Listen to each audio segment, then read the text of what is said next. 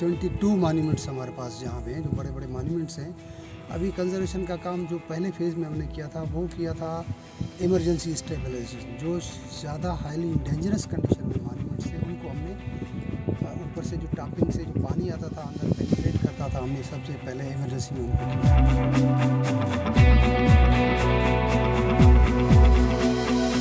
बहुत सारी चीज़ें काम करवाई। उसमें हमने वहाँ पे एक तो इतनी बड़ी चैकिंग की हुई थी, वो हमने डेवलप करवाई। वहाँ पे ट्रांसपोर्टेशन, लोग अंदर जाते थे बड़ी बड़ी गाड़ियाँ लेकर, उसको हमने बंद करवाया। कंजर्वेशन के काम, इतने सारे जो टॉम्स थे वो गिर रहे थे, बिल्कुल उसको हमने कंजर्वेशन करा के उनको ठीक करवाया।